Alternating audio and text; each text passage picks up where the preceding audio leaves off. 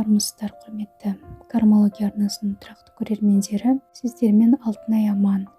Бүгін матрица бойынша 9 деген санды түбегейлі зерттейтін боламыз. Маған инстаграмға жазып жатыр екенсіздер. Негізі инстаграмға емес, осы эфирлардың астына пікір ретінде жазып қалдырсаңыздар болады. Сонымен 9 деген энергия матрицада өте көп кездеседі. Расымен де көбінде осы предназначениеда көп тұрады. Сондықтан осы арканды, осы энергияны дұрыстап бүгін зерттейміз. Оларды әрине минуста болуы мүмкін, плюста болуы мүмкін. Сондықтан ең бірінші қысқаша толықтырып айтып өтсем, 9 деген аркан бұл жалпы мимен жұмыс істей алатын адамның матрицасында болады. Тек қана мимен, яғни қолмен де, аяқпен де жұмыс істеп әуре болмайды. Мимен ғана жұмыс істейді. Сонымен қатар бұл кісілер жеке өздері қалғанды ұнатады. Яғни уединение деп айтады ғой. Сондай жалғыз өзі отырғанда керемет ойлар, идеялар келеді. Негізі бұл кісілерге анда-санда арасында осылай жалғыз қалып тұру керек. Шумный ортада онша қатты жүре алмайды. Менің қазір айтып отқандарым жалпы 9 күні туылған кісілерге де қатысты болуы мүмкін. Және аркандағы ең главный деген өткен эфирда да көрсетіп кеттім ғой, қай зона главный. Сол зонада осы 9 деген энергия болса, сіздер осыны тыңдап жазып ала берсеңіздер болады. Бұл кісілер өздеріне үнемі жаңағы шынайы болып қалу керек. Ол өте маңызды. Яғни өзін ешқашанда сатпау керек. Өзінің алдыға қойған мақсаттарына берік болу керек. Кім не деп айтады, мысалы болады ғой, сен жете алмайсың, болды, сен осы тірлік тастай салшы, сен қолынан келмейді ол деп айтып тұрған кезде де ешқашан берілмеу керек. Яғни өзіне сену, өз күшіне сену болып тұр ғой. Және өзге адамдар не десе де оны құлаққа ілмеу керек, көңілге алмау керек деп тұр. Сонымен қатар мақсат қоясыздар, соған барасыздар, өзіңіздің басыңызбен ойланасыздар, болды. Содан кейін дәл нақты сізге ең қажет кезді соны түсініп алыңыздар. Ішкі жүрегіңіз сізге айтады, осы дәл қазір жалғыз қалғым келіп тұр деп. Міне дәл сол кезде сіз жалғыз өзіңіз қалуыңыз керек. Яғни наедине с собой дейді ғой. Жалғыз өзіңізбен өзіңіз қалып, өзіңізбен өзіңіз кеңесуіңіз керек. Содан кейін тағы да бір өте үлкен маңыздысы, ол сіз өзіңіздің ойыңызбен бір келетін, жолдарыңыз бір, мақсаттарыңыз бір, сондай достарыңыз көп болу керек. Не болмаса сондай адамдармен көбірек сөйлесуіңіз керек. Мысалы, сіз неге қызығасыз? Сіз кітап көп оқитын шығарсыз, кітап оқитын кісілермен, болмаса дәл өзіңіз сияқты белгілі бір өнері болса, сондай кісілермен сөйлесуге тырысыңыздар. Сіздер ешқашан жалғыз жұмыс істей алмайсыздар, хотя көбінде жалғыз өздеріңіз болғанды қалайсыздар, түбегейлі жалғыздыққа кетіп қалмау керек. Ол уже сіздерде минус болып кетеді. Сондықтан баланс деген болады ғой, балансты міндетті түрде сақтау керек. Негізі шын мәнінде адам ешқашан жалғыз болмайды ғой, міндетті түрде үйдегі отбасы болады, одан арғы шықса коллективі, достары дегенде негізі 9 деген сан бар аркан. 9 деген матрицада сан болса, ол кісілер бір аса қатты қыдырғанды, разгульный образ жизни дейді ғой. Сондай нәрселермен онша қызықпайды. Дегенмен бұл кісілер жалғыз жұмыс істемеу керек. Содан кейін, мысалы, сіздің матрицаңызда 9 болса, ең главный жерлерінде, демек сіз өте білімді адамсыз деген сөз. Сіз көп дүниені зерттейсіз, көп дүниеге қызығасыз, қызығушылық танытасыз.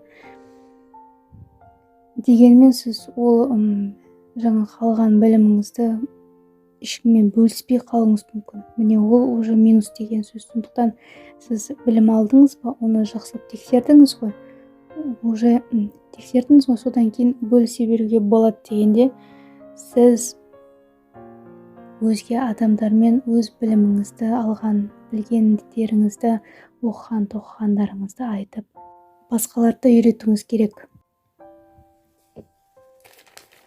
Сонымен қатар сіздерге бір үлкен бір мәні бар, мағынасы бар дүниелерін айттым. Мысалы, оны барлық жақтан іздейсіздер.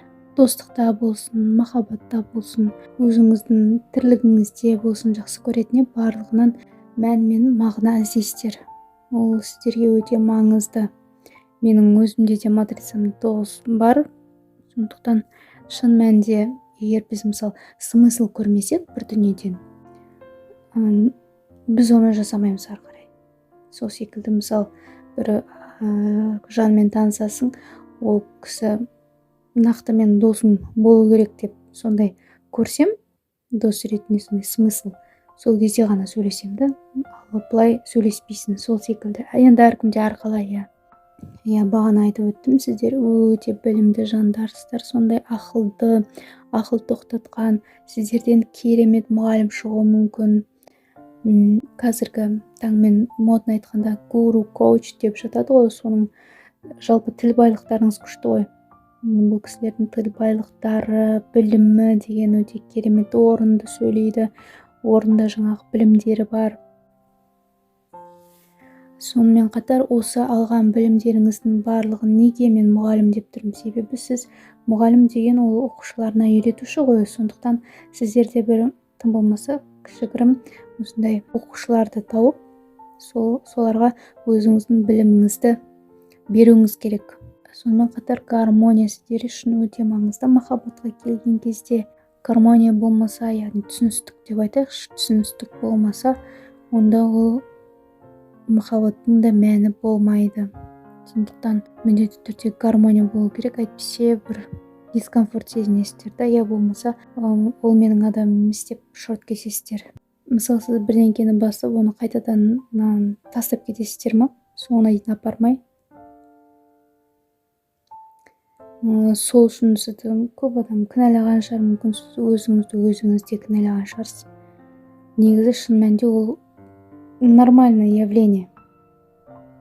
Себебі сіз әлі де жаңағы іздеу үстіндесіз, өзіңіздің нақты қалауыңызды, нақты сүйікті ісіңізді іздеу үстіндесіз. Сондықтан не переживайте. Сонымен қатар сіздерге бір подсказка бере аламын. 1 рет жасайсыз, 2 рет жасайсыз, 3 рет жасайсыз, егер қолыңыздан келмей жатса, сіз оны тастай саласыз. Солай сіз, яғни өтіл дейді, опыт ала келе, сіз түсінесіз да, жаңағы мынау менікі емес екен, мынау да менікі емес екен деп, өзіңіз біртіндеп нақты өзіңіздің ісіңізге, өзіңіздің не іздедіңіз, соған тікелей барасыз. Ол әрине ұзақ жол болуы мүмкін, ол бірден болмайды ғой.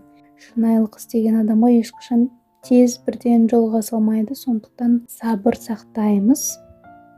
Өзіңіздің істегеніңізді сіз міндетті түрде табасыз. Бірақ нақты сол тапқан кезде сіз оған прям зависать етіп қаласыз, сол нәрсеге ше. Содан кейін мәнін, жаңағы мағынасын іздеп, ішіне түбегейлі толығымен кіріп кетесіз. Бірақ түбінде қанша уақыт өтсе де, сіз содан бір смысл табасыз ғой. Өзіңіз іздеген нақты. Сондықтан это того стоит деп ойлаймын. Дальше іздей беріңіздер, берілмеңіздер. Мысалы, көп менің кейбір оқырмандарым бар, тоже матрицасын есептеткенде 9-дары көбетін. Ол кісілер айтатын, мен өлең жазғым келеді сіз сияқты деген секілді. Сонда неге жазбайсыз десем, мен жазамда қайтадан толықтырып жазбай қоя саламын дейді. Ал шын мәнінде ол өлеңді өте жақсы жазып тұр да, мен өзімнің оқырмандарым солай қолдаймын өзі.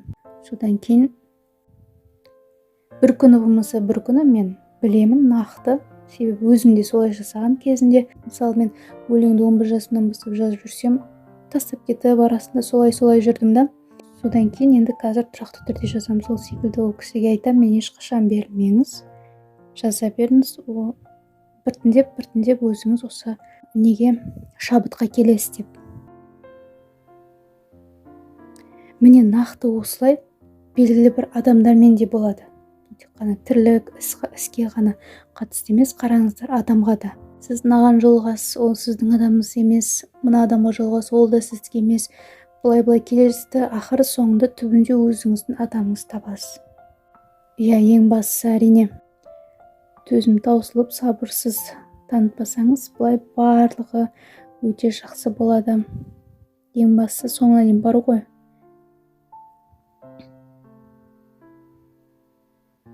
Негізі бұл энергия, бұл аркан әлгі білімгер, ғалым, одан кейін жазушыларды сипаттайды. Бұл адамдар көп қазады, көп тексереді, барлығын қазбалап, соңына дейін апарып, прям көзі нақты толық жетпегенше қазбалап оқи береді. Және де бұл ісінің барлығын, оқығаның барлығын, егер плюста болса, әрине бүкіл әлемге оны таратады. Міне көптеген ученыйлар осы аркан бойынша шыққан. Негізі бұл предназначение де болса, сіз осы смыслды, осы бір мағынаны, глубинаны табу үшін ұмтылғансыз. Сіз соны іздеп жүрсіз әлі де. Және де күндердің бір күнде әрине табасыз. Егер шатаспай барып табам десеңіз, сонда қазіргі болып жатқан эфирді соңына дейін қарауыңыз керек. Мұнда біз бүге-шүгесіне дейін 9 деген санның жалпы энергияны, аркан дейді, оның барлығын толықтай зерттедік. Және барлығын осы эфирге қойдым. Міндетті түрде соңына дейін қарап шығыңыздар. Сонымен мәні, мағынасы сіздер үшін өте маңызды, бұны түсіндік. Содан кейін мимен жұмыс өте керемет, сіздер мимен керемет жұмыс жасайсыздар.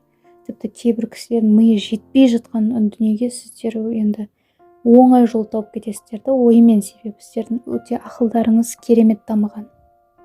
Сіздер мысалы кітапта жаза аласыздар, жаңағы өлең болсын, кітап болсын, ғылыми зерттеулер және тағы да басқа сондай дүниелердің барлығын кітапқа, кітап бетіне түсіре аласыздар. Сондықтан сіздерге жаңағы қолмен, аяқпен жұмыс жасау деген аса қатты керек емес. Яғни физикалық жұмыстар сіздерге керек емес. Сонымен қатар сіз ешкімге тәуелді емессіз. Көп кісілер мысалы кетік болып туылады, ол кісілер біреуге бір тәуелді болып тұрады, белгілі бір дүниеге тәуелді болып тұрады. Өзінің қолын ештеңе келмейді, себебі белгілі бір адамдардың көмегімен, қолдауымен ғана жүзеге асырылады. Ал сіз толық бүтін болып туылдыңыз. Сіз ешкімнің кетігі емессіз, сіз бүтінсіз. Сондықтан сізді независимый деп айтуға болады. Яғни тәуелсіз адамсыз. Сіз солай туылдыңыз. Сіз жалпы өзіңізге қызықты адамдармен ғана кездескіңіз келеді, көріскіңіз келеді, жалпы сөйлескіңіз келеді. Ал егер ол ондай болмаса, онда сіз өзіңізбен өзіңіз отыра берген жөн көресіз.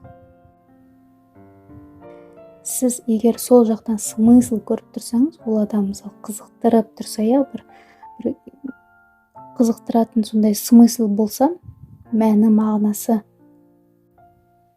сол кезде ана кездесесіз.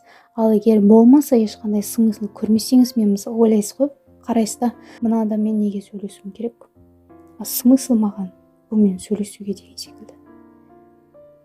Ондай болса, онда сіз қасыңызға жолатпайсыз да ондай адамды. Сонымен қатар өзіңіздің өміріңізді ол адамға байламайсыз. Яғни міндетті түрде ең басы мән, мағына сіздерде. Сонымен қатар жалпы көп кісілер ертерек тұрмысқа шығып үйленгісі келеді ғой. Ал бұл сіздерде прям самоцель емес та. Туыла салып мақсаты болып кетеді ғой кейбір кісілердің, ал сіздерде ондай емес. сіздер өмірдің ағымына көбіне сеніммен қарайсыздар да, сонымен жаңағы әлгі глубина мен смыслды іздеп жүре бересіздер. Ал былай негізі отбасын қай жаста да құрғыңыз келсе, сіз құра аласыз. Оған сізге ештеңе кедергі етпейді. Бұл жалпы біздердің осындай бір ерекшелігіміз басқалардікіне қарағанда. 9 деген сан негізі өте керемет сан. Сондықтан сіз ерекшесіз, дарасыз. Сол себепті ешкімді тыңдамау керек. Яғни өзіңіздің, сіздің миыңыз бар, басыңыз бар, жүрегіңіз бар, соны ғана тыңдау керек. Мысалы, көп қыздар жаңағы ой, менің ата-анам тұрмысқа шық деп жатыр, жасың келді деді, я болмаса жігіттерге де айтады екен ата-аналар, үйге келін әкел, анау мынау иттің баласы деген секілді. Солай тұрмысқа шығып кете салатындардың ішінде нақты осы тоғыздықтар жоқ. Себебі бұл тоғыздықтар олай үйленбейді ешкімге.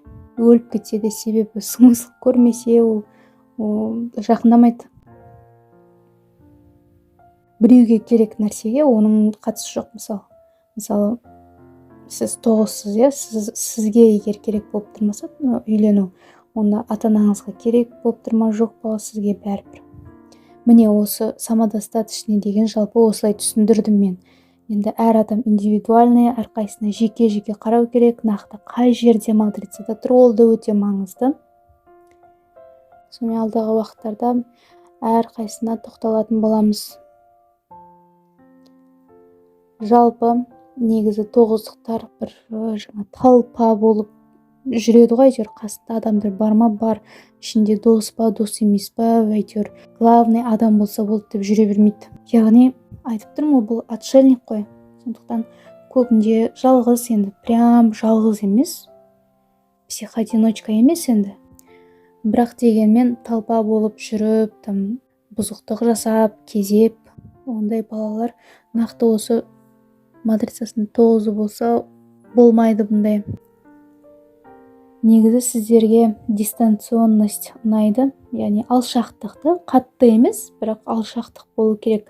Бір адаммен күнделікті азынан кешке дейін сөйлесу деген ол невозможно. Мысалы, менде телефонмен білмеймін, тек бір 10 минутта сөйлесуді мен жөн көрмеймін. Себебі айтатын сөз тез айтып болды ғой, мысалда. Ал кейде болады сөйлескім келетін, бірақ мен тек қана әлгі смысл көре білген адаммен қана сөйлесем. Сол секілді дистанционность болу керек міндетті түрде. Одан кейін жалғыз қалып ойланасыздар. Талпа дегенге көпшіліктің арасында жүріп, талпаға ілініп қосылып кетпейсіздер. Жалпы бұл негізі проблема емес. Көбісі айтуы мүмкін, сен бізбен жүрмедің, осы талпа болып бәріміз бір жерге қыдырайын дедік, сен өмір қалып қала бересің десе, онда сіздің кінәңіз жоқ. Бұл проблема емес. Осы үшін өзіңізді жек көрмеңіздер. Себебі бұл нормально, әр адам әртүрлі ғой. Бұл дүниеде қанша адам бар, әрқайсы әртүрлі. Негізі сіздер көбінде по душам, өте бір терең мағынада, бір өзіңіз жаныңа жақын, бір сондай адаммен дейінші, отырып сөйлескен жақсы көресіздер. Ондай адамдар әрине өмірде көп болмайды ғой. Нақты сол адаммен қана сөйлесе бергіңіз келеді. Әрине күнде прям 24 сағаттың барлығында емес, сонда да көрдіңіздер ма? Прям ол енді сіздің нақты өміріңіздің мәні болып тұрса да, сіз ол адаммен 24/7 сөйлеспейсіз, себебі сіз 9-сыз ғой. Бірақ нақты сол адаммен қана сөйлескіңіз келеді. Бұл енді махаббатқа да, достыққа да қатысты. Сондықтан өздеріңіз қарап көріңіздер. Негізі көбіне сіздер өзге адамдарды, басқа бір адамдарды өзіңізден алшақтатасыз. Отталкивать етеді дейді ғой, сондайсыз. Сонымен қатар көбісі үйдегі кісілер ойлап қалуы мүмкін, егер сіз бөлмеңіздің есігін жауып алып отырсаңыз, сізді депрессияда деп ойлап қалуы мүмкін. Тіпті сіз өзіңіз де солай ойлап қалуыңыз мүмкін. Мен мысалы нумерологияны білмейтін кезде мен де сөйтіп ойлап қалатын. Кейде мен есікті тарс жауып алып отырғым келетін, жай ғана өзіммен өзім. Сосын сол кезде шын мәнінде мен депрессия емес екенімді сол кезде негізі ұғына алдым. Иә, ол депрессия емес, сондықтан бәрі нормально, барлығы жақсы. Бұл депрессия емес. Көбінде сіздер самоанализ жасағанды өте қатты жақсы көресіздер. Иә, ол менің де өте сүйікті тірлігім.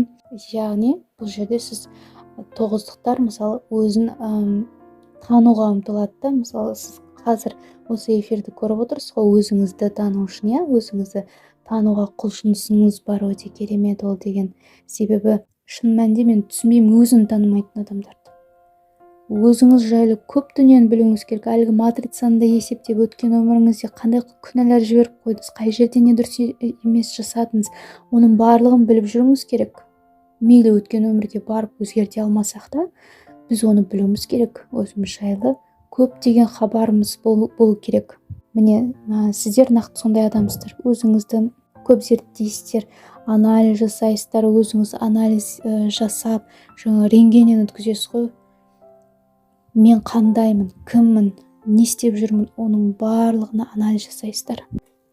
Өзіңізді қазбалайсыз дегенде қалай әлгі археологтар секілді, иә, жерден мысалы бірдеңе таппағанша былай сипалап отырады ғой, сол секілді сізде бір өзіңіздің ішіңізде не іздедіңіз, қандай сұрақ туды, соның жауабын осылай былай асықпай іздей бересіздер да, бір күн болмаса бір күн табылады ғой. Міне сол кезде сіздер рахаттанасыздар. Шын мәнінде егер белгілі бір дүниені діттеп жасасаңыздар, сіз оған міндетті түрде жетесіз, бірақ тез емес. Өмірде негізі мен ойлаймын, тез болатын дүниенің барлығы жаңағы тамаша емес. Көбісі ойлайды ғой, мен осы бір күнде осындай болып кеттім, осылай үйттім, негізі оның бәрі жалған дүние. Шын мәнінде өмірдің соңына дейін болатын нағыз сондай сезімді аңсау керек деп ойлаймын. Иә, сонымен қатар өзіңіздің тұлғаңызды өмір бойы зерттеуге дайынсыз ғой, жалпы. Себебі сіз өзіңіз үшін не только басқа адамдар, не то что басқа адамдар, сіз өзіңізді тану үшін бүкіл ғұмырыңызды сарп еткізе аласыздар, ойлаңыздаршы. Сонда сіз қандай гениальный адамсыз, иә? Міне тоғыздықтар сонымен өздерін танығанды өте жақсы көреді. Сонымен қатар өзіне деген сенімділік, өзіне сену дейікші. Өзіңізге өте қатты сенуіңіз керек. Толығымен сенуіңіз керек, жай ғана сену емес, толығымен. Яғни бағана басында айтып өттім ғой, өзіңіздің армандарыңыз, жаңағы алға қойған мақсаттарыңыз, ішіңізде сізге нақты не керек, соның барлығын біліп, және де осы мақсатыңызға баратын жолда сіздің ешкімнің бір ауыз сөзі тайдыра алмау керек. Түсініңіздер ме? Міне сол верность деген сол. Жалпы негізі тоғыздықтар сіздер өздеріңіз жайлы өте көп білулеріңіз керек, өте көп өтініш. Осының алдындағы эфир бар, матрица, есептеңіздер, толығымен өздеріңізді танып шығу үшін мен де көп жұмыс жасап жатырмын. Әрбір санды сөйлетеміз, Алла қаласа. Әзірге осы 9 жайлы біртіндеп біліп алайық. Мысалы, сізге біреу келіп, осылай жасамайсың ба, осылай жасауың керек қой, не істеп жүрсің, елдерден қалып деген секілді сондай бір сөздер айтса, сіз оны барып жүгіріп жасамаңыз. Себебі егер сіз дәл сол адамдардың сөзіне сеніп кететін болсаңыз, демек дұрыс сіз минустасыз. Сондықтан өзіңізге верность деген сол, өзіңіздің не қалайсыз, сол маңызды. Өзгелер не қалайды, ол сізге маңызды емес.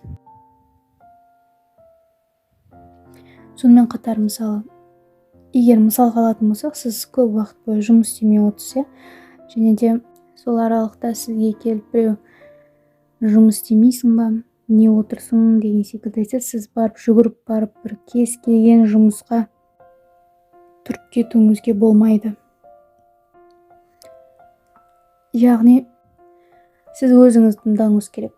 Жалпы сол жұмысты сіз жұмыс істегіңіз келе ме, жоқ па? Егер жоқ, мен компьютердің алдында сондай мимен жаңағы қозғалатын сондай жұмыстарды жасағым келеді десеңіз, онда сол жұмыстың ыңғайын күтесіз. Я болмаса сондай дүниеге белгілі бір қадамдар жасайсыз. Түсініңіздер ме? Жалпы көп адамдарға қатып қалған қағида бар да, мысалы, көбісі ойлайды, жұмыс деген ол таңертең тұрасың, одан кейін қаланың арғы бұрышынан барасың жұмысқа жету үшін, ол жақта кешке дейін отырасың жұмыс, одан кейін бір ай айлығыңды күтесің, сосын кейін бірақ ақшаңды аласың деген секілді. Бірақ ол сіз үшін ондай болмауы мүмкін. Әлгі талпамен жүрме дегенде мағынасын егер тереңірек қазбалап түсінетін болсақ, онда ол осы мағынаны да айтып тұр, көрдіңіздер ме? Басқа елдерге үйреншікті нәрсе сізге үйреншікті болмауы мүмкін. Көп адам мүмкін сізді біртүрлі деп ойлауы да мүмкін, жаңағы неге біз сияқты жасамайды, неге елден қалып баратыр деген секілді. Қалып баратқан жоқсыз, сіз просто өзіңіздің ұнайтын сол жұмысыңызды әлі кезіктірген жоқсыз, бірақ алда ол міндетті түрде кезікеді. Белгілі бір уақытта міндетті түрде сіз барлығына көзіңіз жетеді. Сол үшін ең бірінші менің айтарым, өзіңізді зерттеңіз, өзіңізді. Жаңағы телефонда ютубта ашып қалсаңыз, өзіңізді тану үшін көптеген біздің кармология арнасында да пайдалы ақпараттар бар, барлығын қарап шығыңыздар. Туылған күніңіздің саны арқылы да зерттеңіздер, матрица арқылы да зерттеп көріңіздер. Жалпы сізге жаның қиналмайды. Осылай біз сияқты бағанағы мысалға оралатын болсақ, жұмыс істемедің деген секілді айтатын болса, ол уже претензия. Пусть завидуют молча деп жүре беріңіздер. Себебі сіз шын мәнінде осы тоғыздықтар өзінің сүйікті тірлігін, өзінің сүйікті адамын табу керек, смысл табу керек содан. Ол өте маңызды. Әйтпесе әрине по жизни минуста болады. Жалпы таппадыңыз ба бүгін? Тағы да жүріңіз, ертең тауып қаларсыз. Ертең таппайсыз ба? Алдыға жүріңіз, ар күні тауып қаласыз. Түсініңіздер ме? Міндетті түрде дальше жүре бересіз. Ешқашан тоқтамаңыз. Ешкімнің сөзіне, ешкімнің жолына да қарамаңыз. Олардың жолы бөлек, сіздің жолыңыз бөлек. Не таңдасаңыздар да жаныңызбен, жүрегіңізбен таңдаңыздар. Міне нақты сол кезде сіздің шын мәнінде жолыңыз болады. Көптеген сіз іздеген дүниелерді табасыз. Ол үшін ең бірінші міндетті түрде өзіңіз зерттейсіз. Одан кейін әлгі мәнді, мағынаны табасыз. Смысл, глубина дейді ғой, өзіңіздің адамыңызды, жүрегіңізді тыңдаңыз. Ол сіз өзіңіздің адамыңызды мысалы кездестіргенде міндетті түрде жүрегіңіз сөйлейді. Сіз онымен білмеймін енді өте онымен басқа ғаламшарда отырған секілді боласыз ғой. Сондықтан ондай адамды кезіктіріп қалсаңыздар, ешқайда жібермеңіздер. Сонымен сіздерде негізі мысалы көп адам жүгіретін жерге сіз жай ғана жаяу жүріп ақ жете аласыз. Түсіндіңіз бе? Бірақ уақыт кетеді, әрине уақыт кетеді. Сондықтан тағы да бір ең басты дүние сіздер үшін ол сабыр. Сабырлы болуыңыз керек. Ол міндетті түрде, себебі сабыр болмаса, ол сіз әрқайсыны, жаңағы сіздің шалыс басқан демек қой, қателіктеріңіз, жолыңызда мысалы мынаны бастап, ананы тастап кеттіңіз деген секілді дүниелер болып жатса, бас кешіп кетпес үшін сабыр, төзімділік міндетті түрде қажет. Тек қана алдыға жүре беруіңіз керек. Сонымен қатар, мысалы елдері осылай жасап жатыр ғой деп, солардың артынан ермеуіңіз керек. Жалпы ерме деген ол сіздердікі емес. Сіздің артыңыздан еру керек, түсініңіздер ме? Сіз ешкімнің артынан ермейсіз. Сонымен, мысалы, болады ғой кейбір кісілер TikTok дегенді мысалы түсіргісі келмейді. бірақ басқалар түсіріп жатыр ғой, басқалар естіп жатыр ғой, бүйтіп жатыр ғой деп артынан еріп кететін. Бұл да ермеге саналады, көрдіңіздер ме? Сондықтан мысалы тиктокқа сіздің жүрегіңіз бармай тұрса, оны түсірудің қажеті жоқ деп ойлаймын. Құр босқа энергияңыз кетеді.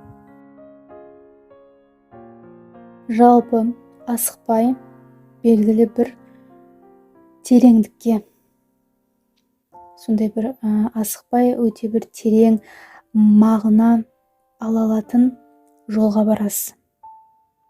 Оны сіз ақылмен ойлап, тіке бара жатырсыз. Мысалы сіздер 20 жыл бойы бір кітап жазуыңыз мүмкін. Бірақ кітап. Елдер 20 жыл бойы 28 кітап жазыпса, текші мысалы. Ал сіз 20 жыл бойы бірақ кітап шығардыңыз. Бірақ сіздерге айтайын, сол бір кітабыңыз әлгі адамдардың 28 кітабынан да көп доход әкелетін болады. Әрі олардан да 20 деңгей жоғары биіктікте тұратын болады. Сондықтан тағы да айтам, сабыр, және де тағы да сабыр болу керек. Асығыс дүниені былай қалай бар солай как получится істей саламын десеңіз, ол сіздікі емес. Мысалы, менде ешқашан асыға алмайды екенмін. Сондықтан негізі асығыстық деген ол кімнің іс екенін білесіздер ғой.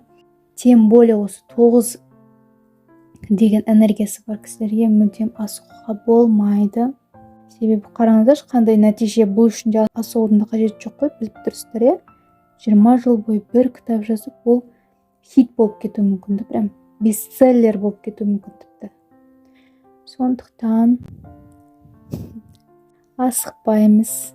Медленно, но верно деген сөз бар ғой, сол ғой сіздерге үйлесетін. Ал енді бір аптада бір жазасаған кітаптардан одан дым шықпайды. Сондықтан міндетті түрде сабыр керек.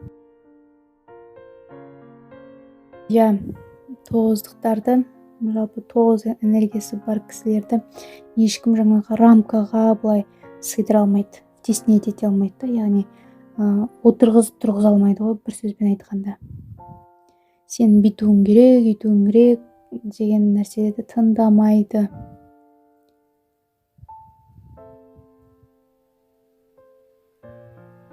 Жалпы сізді бір нәрсеге итермелеп, осылай жаса, былай үйт деп, тез сөйле, мынаны бүйт деп жасататын нәрселерді жалпы сізді қинап жасатса, одан ештеңе шықпайды. Және де олай ешкім жасай алмайды сізбен. Жай ғана ешкімді тыңдамаңыз болды. Сонымен қатар, тағы да бір маңызды дүние, ол өзіңіздің графигіңізді өзіңіз жазуыңыз керек. Жоспарыңыз, мысалы, ішіне барлығы кіреді ғой. Жалпы бүгінгі жоспарыңыз, осы жылға қойған мақсаттарыңыз, оның барлығын өзіңіз жазуыңыз керек. Ол міндетті түрде. Мысалы, сағат 7-ге дейін осы мына нәрсені бітіріп қой, болмаса осы бір күннің ішінде осылай жасап қой десе, сіздер олай жасай алмайсыздар. Себебі так не получится. Өзіңіздің графигіңізді өзіңіз қойып үйреніңіздер.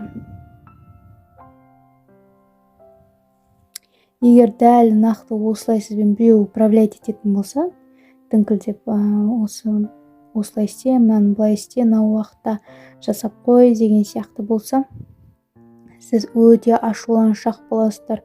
Сондықтан ғой айтып жатқан міндетті түрде графиктарыңызды өзіңіз составлять етуіңіз керек. Ол кезде жалпы сіз ашуланып қана қоймайсыз, сіздер жалғыздыққа кетіп қаласыздар.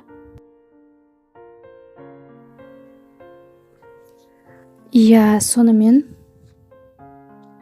жалпы сіздер өзіңізбен жеке қалған кезде өте бір рахат аласыздар. Себебі ол сіздердің жаныңыздың қалауы ғой. Шын мәнінде сол кезде дұрыс ойлана аласыздар, нақты дұрыс шешім қабылдай аласыздар. Сіздерге шешім қабылдау үшін жалпы біреудің ақылы керек емес, дегенмен тыңдайсыз, тыңдауыңыз мүмкін, бірақ сіз ешкімнің айтуымен шешім қабылдамайсыздар. Өзіңіз қабылдайсыз. Бұл да өте маңызды, себебі шешімді өзіңіз қабылдауыңыз керек. Жалпы негізі өзіңіздің жаныңызға жаңағы жақын емес, смысл жоқ адамдарды әрине сіз өзіңізден алшақтатуға тырысасыз, яғни отталкивать етесіз да, сосын кейін жалғыздықта қайғырып отырасыз. Себебі сіз ойлайсыз, мынау бұл да смысл жоқ, ал мынау адамда бұл тупой, ал мынау вообще маған сай келмейді. Содан кейін сөйтіп қуып жібересіз да отырасыз, неге мен жалғызбын деп.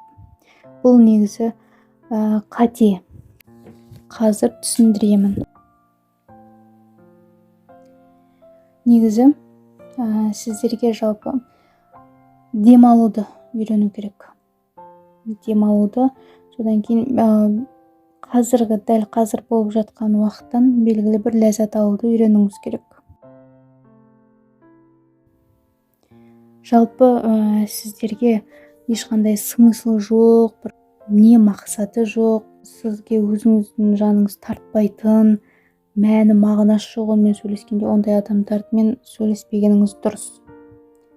Жолдарыңыз бір болмаса, мысалы көзқарастарыңыз, мінездеріңіз, тым болмаса бір кішкене бір сондай ұқсастық болмаса, сіз ол адамнан смысл көрмесеңіз, сондай адамдармен сөйлеспей қойыңыздар. Себебі ертеңгі күн сөйлесесіздер да, содан кейін оны бағанағыдай жазғырасыздар да, одан неге жалғызбын деп депрессияда жылап отырасыздар. Сондықтан өзіңіздің адамыңызды күте біліңіз. Егер табылған болған жағдайда жібермеңіздер. Жалпы жалғыз қалып қалады екенмін деп әркіммен бір сөйлесудің қажеті жоқ қой, бір жағынан дұрыс қой. Егер жүрегің тартпаса ол адамға, жалпы жақын көрмесең, жылулық қалмасаң, несі керек оның? Сонымен түсініңіздер ғой, егер қасыңызға бессмысленный адамдарды жинайтын болсаңыздар, сіздер осыдан да қайғырасыздар. Жай ғана санын көбейтуші достар деген ол сіздің әңгіме емес, ол басқаларда болуы мүмкін, бірақ сізде емес. Сізге саны маңызды емес, мәні маңызды. Иә. Қандай жағдайда да ең бірінші мән, мағына, смысл іздеуіңіз керек, глубина іздеуіңіз керек. Сондай бір жандар болады жалпы. Мысалы, белгілі бір адаммен сөйлескенде толыққанды жүрегінің соғысын тыңдай аласың, өзіңнің бір керемет әсерде отырасың да, бір өзіңнің жақын адамың секілді, бірге туған секілді, как будто сіз ол адамды 10 жыл танитын секілді. Сондай адамдармен сөйлесуіңіз керек. Негізі бұл адам бөлуге саналмайды. Мен олай мүлдем айтып отырған жоқпын. Тек қана 9 деген санды зерттеп айтып отырмын. Бұл кісілер нақты осындай, ешқандай смысл болмаса, просто так жай ғана сөйлесе салдым, киноға жай ғана бардық деген секілді нәрселер болмайды. Әрмен қарай кетеміз.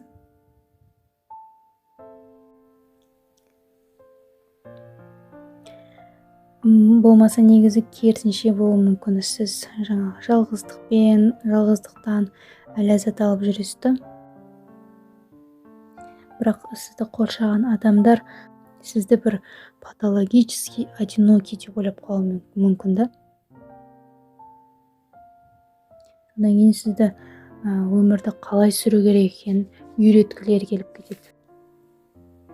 Елдер жалпы не ойласа ойлай берсін. Ең бастысы бұл жалпы сіздің жаныңыз. Негізі бір қызық мысал келтірсем болады. Жалпы тоғыздықтардың өмірі ол анау қатып қалған водоем бар ғой, суы, соған ұқсайды.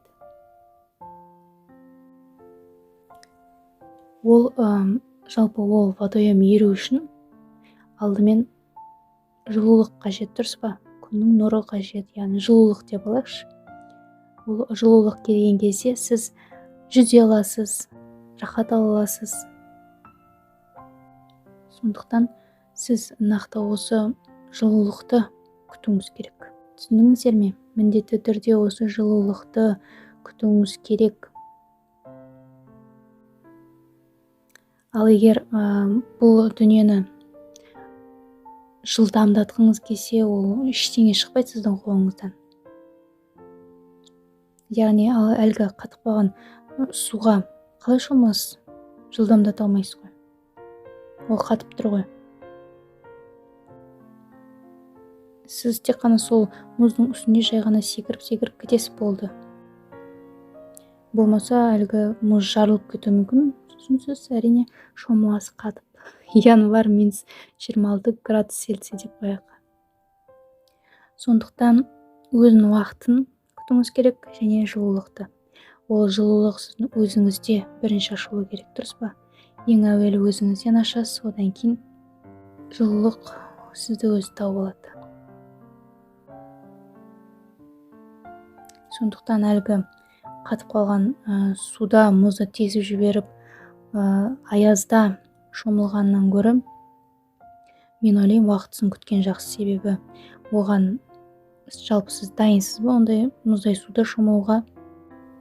Осындай қыста мысалы дайын емессіз әрине. Сондықтан әлбетте оны жылдамдатуға қажеті жоқ.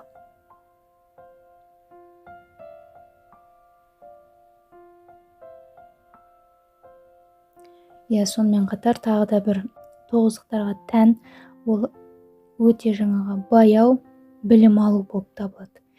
Яғни бұл кісілер қазбалауды, тереңірек зерттегенді оқыған жақсы көреді ғой.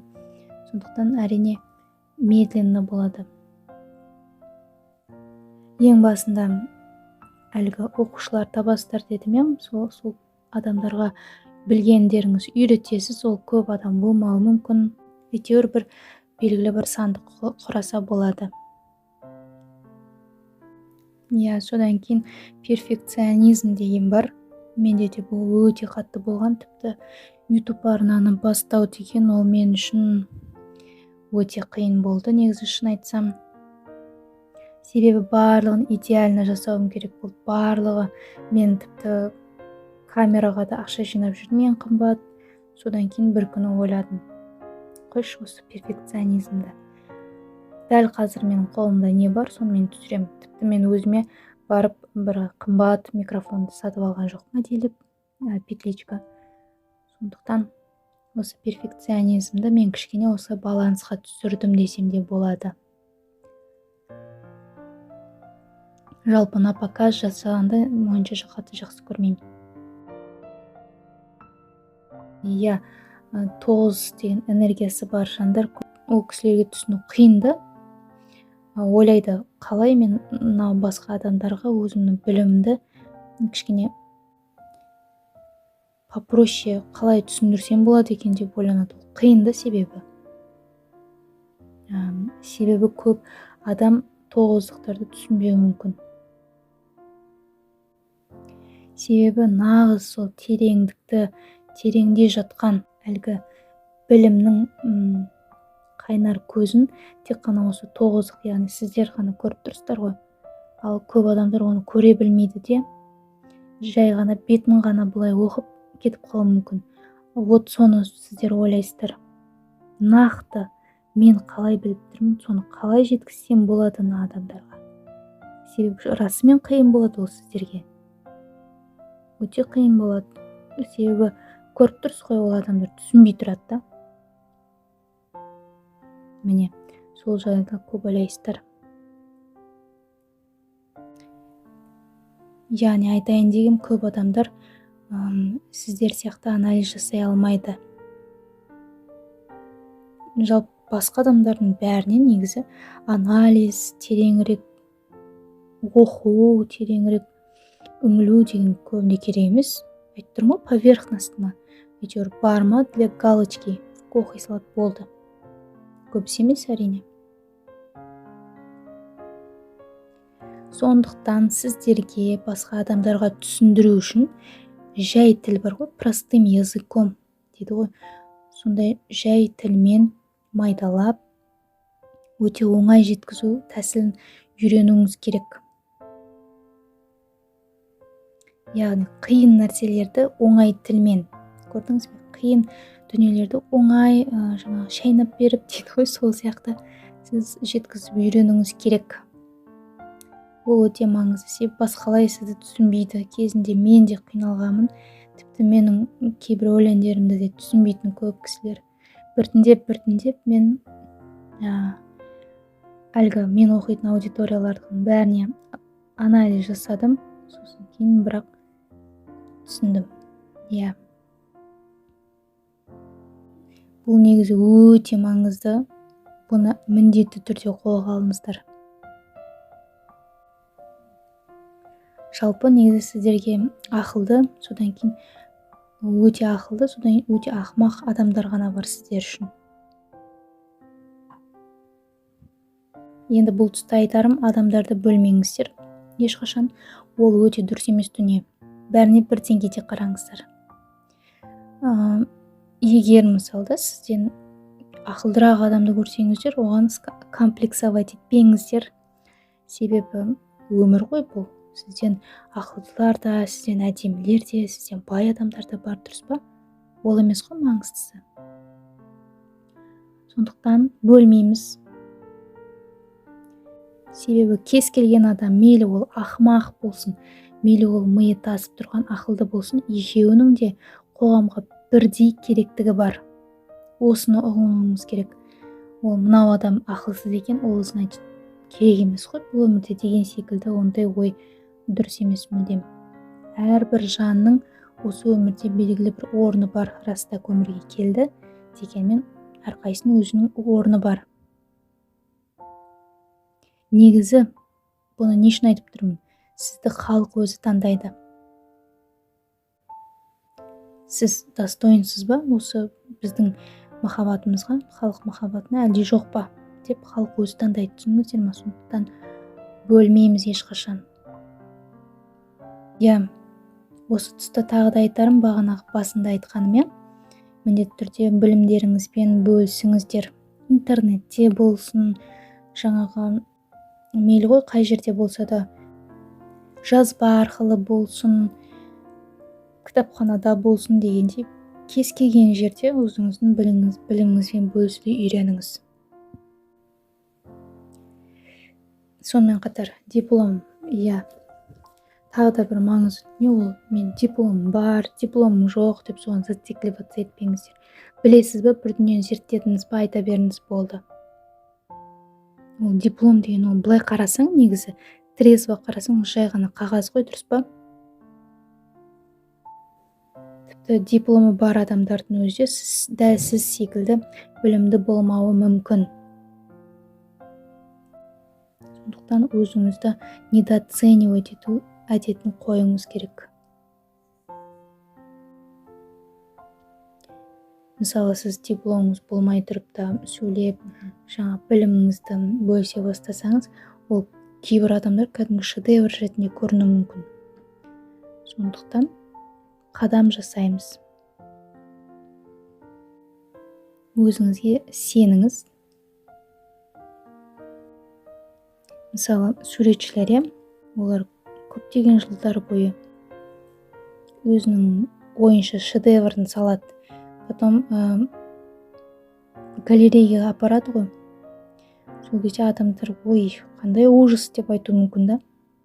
Ал кейбір суретшілер бар, қалай бар, солай салады. Яғни өзінің ойындағысын, солай салады, сол қолмен, сол аяғымен дегендей.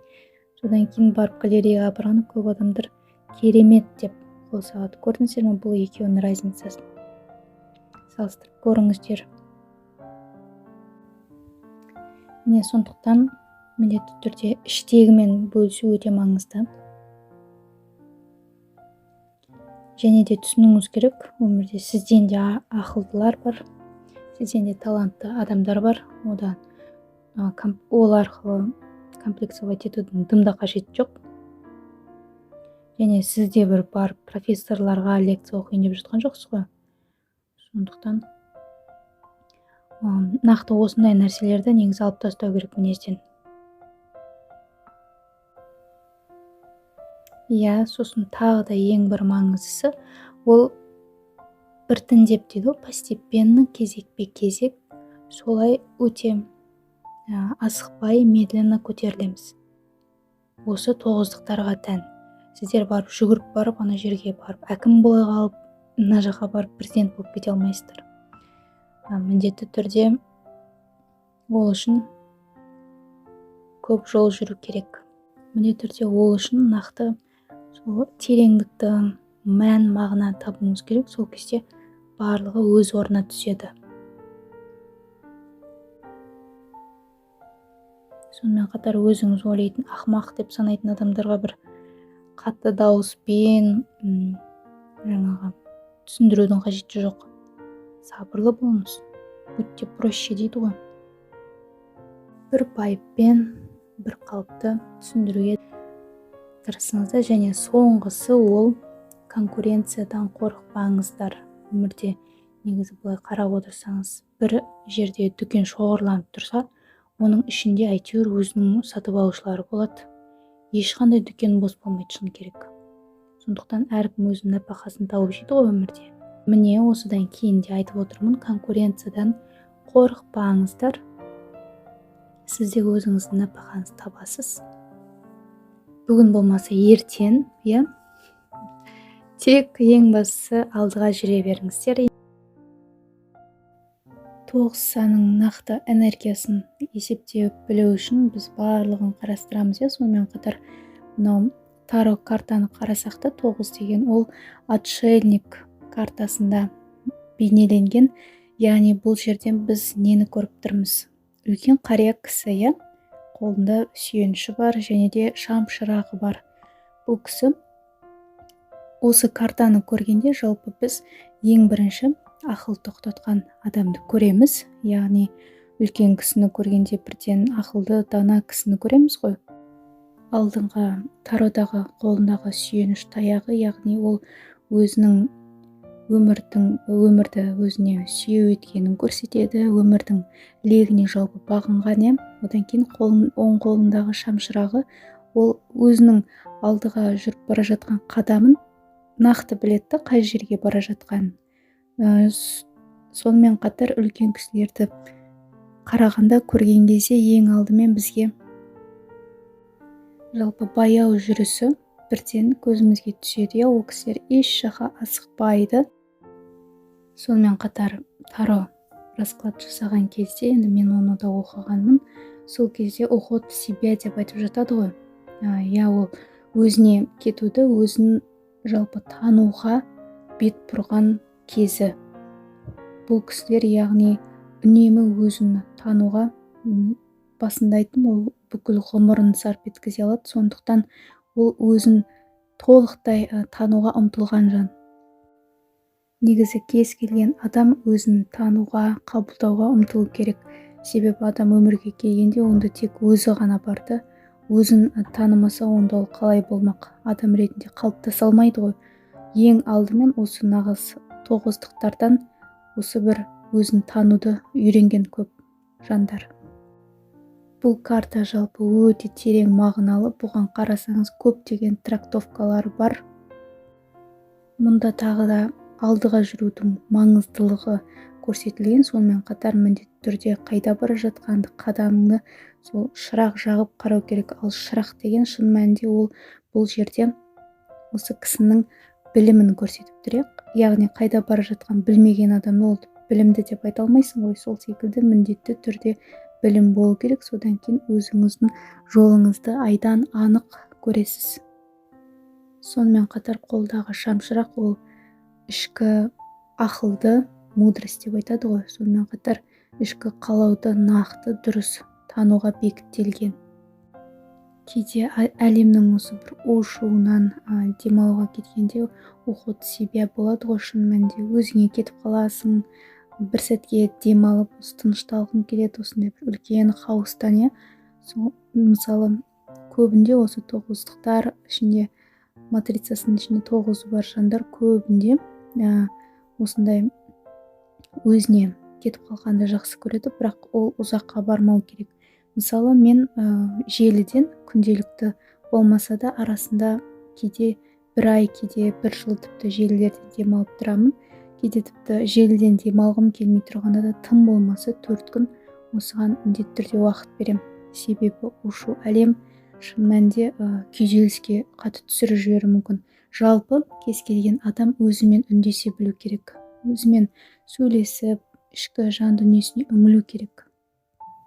Сонымен қатар қарттарға қарасаңыз, ол кісілер әлгі баяу жүрсе, баяу да сөйлейді, еш жаққа мүлдем асықпайды, және де өте рухани дамыған кісілер деп айтсақ та болады. Себебі әлгі мына қазіргі өмірдегі адамдар ең бірінші қоятын дүниелер бар ғой, әлгі қолды кірі, байлық деген бәрін бірінші орынға қоймайды да, ең бастысы қолында барды бағалай білетін жандар.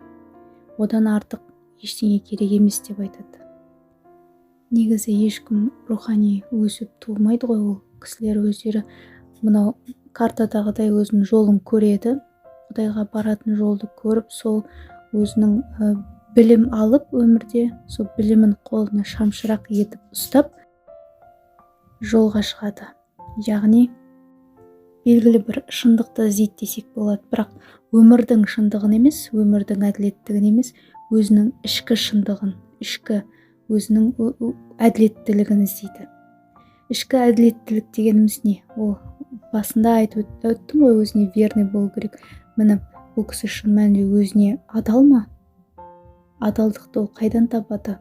Қалай жасаса ол өзіне адал болып қала алады? Міне сол ішкі әділеттілік деп аталады. Сонымен қатар ішкі шындық өзіңізге деген, мысалы, сіз өзіңізге белгілі бір шындықты мойындадыңыз ба, сол сізге өмірдің соңына дейін шындық болып қалу керек. Матрицасында жалпы плюста дедік, жоғары жағында осы 9 деген сан бар жандардың көбісі осындай болады. Сипаттама берсек, дәл осылай сипаттай аламыз. Әсіресе ортасындағыны центрда тұрса, нақты осы 9-дың плюстарын өзінде дамыту керек. Егер ол 9 минуста болса, онда қазіргі айтқан дұрыс қырларды өзіңізде дамытуыңыз керек. Негізі 9 саны, жалпы 9 энергиясы туралы өте көп дүниелер айта беруге болады. Негізі тоқетерін айтқан кезде осы 9-дықтардан көбіне ойшыл, ғұлама, ғалымдар шығып жатады. Кейбір кезде үлкен адамның ойын тірлігін жасайтын кішкене балалар бар. Ол балаларда міндетті түрде осы 9-дықтары ең крупный неде тұрады, позицияда матрицасында. Сонымен қатар әлгі Тарон тағы да қарасақ, ол жерде иілген үлкен кісіні көріп тұрмыз, яғни бұл кісі өзінің өміріне иіле білген, өміріне қарай өзі сай жолмен келе жатыр деген сөз. Жалпы өмірді қабылдаған жан ол міндетті түрде өзінде қабылдайды ғой. Міне барлығын осы рухани жанның тірлігін жасағаннан кейін, жоғары деңгейге көтерілгеннен кейін адам міндетті түрде осы өмірдегі өзінің жолын көреді. Түсінген боларсыздар, мен 9-ды крупный позицияда бүгін зерттедім, яғни ортадағы центрде тұрса, портрет міне жазылып тұр, предназначениеде болса, оның барлығына осының алдындағы видеода матрица есептеу тегін сабағында көрсеттім. Егер көрмеген болсаңыздар, міне жоғарыда шығып тұр. Соны міндетті түрде қараңыздар. Болмаса осы видеоның астында бекітулі болады. Негізі бұл 9 деген тағы да қай зонада көбірек, мысалы махаббатта, ақшада тұратын болса, олар басқаша әлгі трактовкасы болуы мүмкін. Себебі онда 3 санның қосындысында көруіміз керек қой. 3 сан қосылғанда ол бөлек программа болады, оны міндетті түрде бөлек зерттейміз. Сондықтан матрицада жалпы 3 санмен қосылмайтын осы центр ғана қызылмен белгіленіп тұрған жерге, міне нағыз осы центрдағы энергия барлық сфераға әсер етеді. Егер 9 тіптен сізде осы жаңағы центрда тұрған болса, онда осы видеодағы дүниелердің барлығын толықтай қарап қорытындылаңыздар. Эфирді соңына дейін көргендеріңізге үлкен рахмет. арнама тіркеліп қойыңыздар, міндетті түрде пікір жазып үлпіл басып қойыңыздар. Ойларыңызды күтемін. Келесіде қандай энергия сан жайлы сөйлескілеріңіз келеді, оны да пікірге қалдырып жазып кетіңіздер. Сау болыңыздар.